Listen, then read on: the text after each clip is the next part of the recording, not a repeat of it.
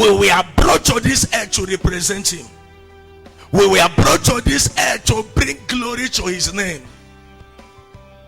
And we are expected to walk in alignment with the plans and the purposes of God. When somebody discovers the purpose or the plans of God for his life or her life, then you will be fulfilled in life. There are many people who are not fulfilled because they are not living according to the plans and purposes of God for their lives. They are not fulfilled. Nobody will live. Listen to this. Nobody is actually living until you live according to purpose of God. Listen, to be alive does not mean that somebody is living. Somebody can be alive but is not living. If you study John chapter 11, when Jesus raised Lazarus from the dead, there was something I saw and I was amazed. When he called Lazarus to resurrect, I thought that Jesus would have walked out, but Jesus said, untie him. He was alive, but he was tied. So somebody can be breathing alive, but is not actually living. There are people, they are alive, breathing, eating food, but they are not living. They are merely existing. There are people alive, but they are just existing. And there are people alive, but they are living. I will explain. There are people you see, they wake up in the morning. There is nothing they are pursuing in life. And some of them that are pursuing things are pursuing wrong things. What are your goals? What are you pursuing in life? Each day counts in your life.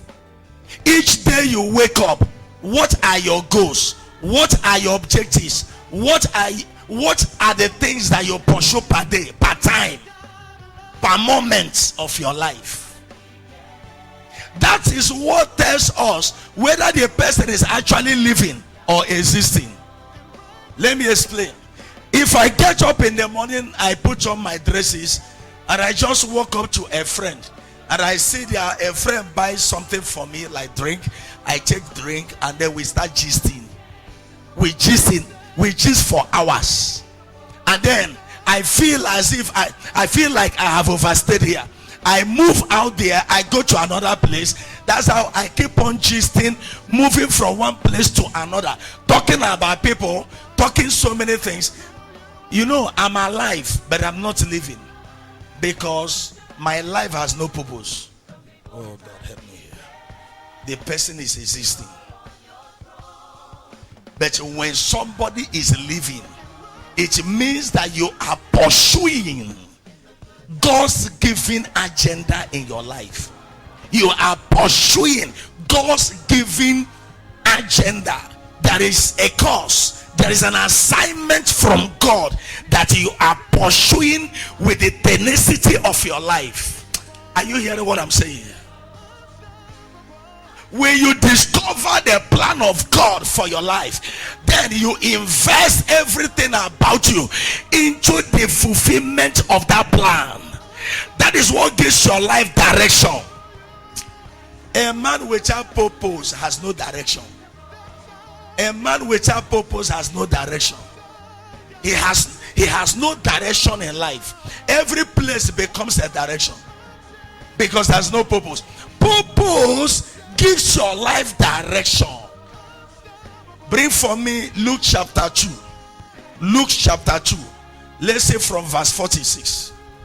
I want to use Jesus as an example. As somebody who lived a purposeful life. Jesus lived a purposeful life.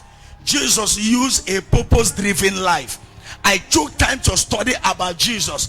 There was nothing Jesus did while he was here on earth that was not in agreement or alignment with the plan and the purposes of God for his life.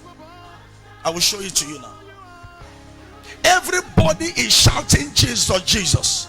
But sir, Jesus didn't just existed. Jesus lived. That was why up to this moment, every generation knew there was a time such a personality visited the earth. If Jesus only existed, nobody would be talking about him. He lived and he's still living.